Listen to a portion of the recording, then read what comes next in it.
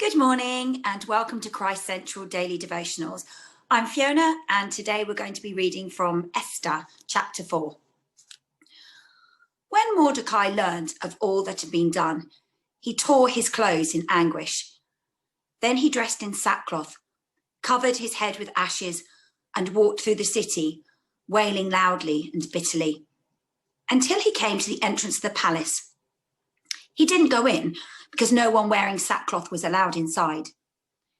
Throughout all the provinces, wherever the king's proclamation was made known, there was loud mourning among the Jews.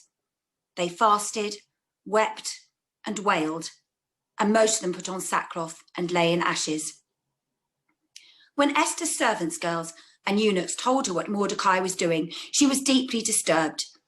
She sent Mordecai some clothes to put on instead of the sackcloth, but he would not accept them. Then she called Hathach, one of the palace eunuchs appointed as her servant by the king, and told him to go to Mordecai and find out what was happening and why. Hathach went to Mordecai in the city square at the entrance of the palace. Mordecai told him everything that had happened to him and just how much money Haman had promised to put into the royal treasury if all the Jews were killed. He gave Hathach a copy of the proclamation that had been issued in Susa, ordering the destruction of the Jews. Mordecai asked him to take it to Esther, explain the situation to her, and ask her to go and plead with the king and beg him to have mercy on her people. Hathach did this, and Esther gave him this message to take back to Mordecai. If anyone, man or woman, goes to the inner court and sees the king without being summoned, that person must die. That is the law. Everyone from the king's advisors to the people of the provinces knows that. There's only one way to get around this law, and that's if the king holds out his gold scepter to someone, then that person's life is spared. But it's been a month since since the king sent for me. When Mordecai received Esther's message, he sent her this warning. Don't imagine that you're safer than any other Jew just because you're in the royal palace. If you keep quiet at a time like this, help will come from heaven to the Jews, and they will be saved. But you will die, and your father's family will come to an end. Yet who knows? Maybe it was a time like this that you were made to be queen. Esther sends Mordecai this reply. Go and gather all the Jews in Susa together. Hold a fast and pray for me. Don't eat or drink anything for 3 days and nights. My servant girl and I will be doing the same. After that, I will go to the king, even though it's against the law. If I must die for doing it, I will die. Now, Mordecai learns of Haman's plot to eliminate the Jews. He tears his clothes in anguish and walks around the city wailing and crying. But he doesn't go to the palace because it's against the law to do so wearing sackcloth. We're told that as the Jews come to hear about Haman's plot, they're understandably really distressed, and they are wailing and they're fasting. We're told that Esther is deeply disturbed and she sends Mordecai clothes. She also calls Hathach, one of the palace's eunuchs, to go to Mordecai to find out what's going on. And Mordecai willingly tells Hathach about the plot and about the money involved. Mordecai sends a copy of the proclamation via Hathach to Esther, and he asks Esther to plead with the king to have mercy on her people, the Jews. And Esther, well, she hesitates at this point before pointing out the law which states that without being summoned, she's forbidden to enter the inner court to speak to the king. And everyone knows that's the law. And to be honest, she hasn't actually spoken to the king for a month. Mordecai receives the message and replies back with a warning of his own, that being that Esther is no safer than any other Jew. She can't rely on her position in the royal palace to save her from the punishment. But he also stresses that if Esther stays quiet, then God will send help for the Jews in some way. But maybe, he suggests, this was the very reason that she was made queen. Esther replies back to Mordecai with a call to gather the Jews and to fast and to pray, and then she agrees to go to the king, even if she has to die for it. I love this passage simply because Esther hesitates before agreeing to go to the king.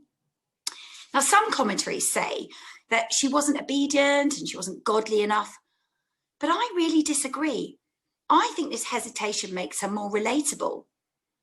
We're all works in progress after all, and we all desire to be instantly obedient to the promptings of the Holy Spirit. But can we honestly say that we are? Or do we wrangle and mull over and even argue with God before eventually becoming obedient? Now, I used to teach English language classes at church, and I had many lovely students who I loved to see in town and chat to and keep in contact with.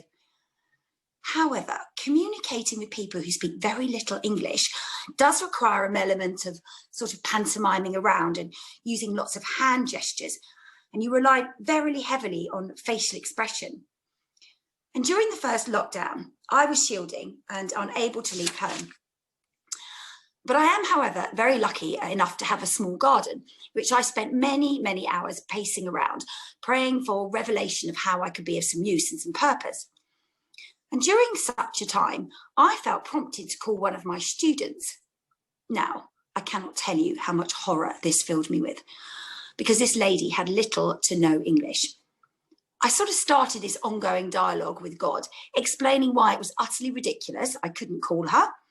And I even gave God some really helpful suggestions of who would be a better person to make the call. And this dialogue went on for a good 2 weeks.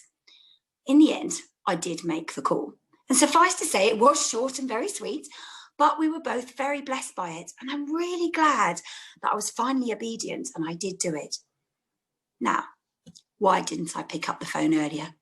I don't know, but I didn't, which makes Esther's situation completely understandable to me. What I also love about this passage is that once Esther has made up her mind to go to the palace, she decides to pray and to fast, and she gathers people around her to do so. Now, I have fasted on several occasions, really serious decisions in my own life, or when somebody I know is really seriously ill, or when I'm sort of asked to do so by church leadership. But I don't think I've actually gathered people around me and asked them to fast. I have asked them to pray, but I've never kind of had this group fasting and praying around something. Maybe there's a lesson to be learned here.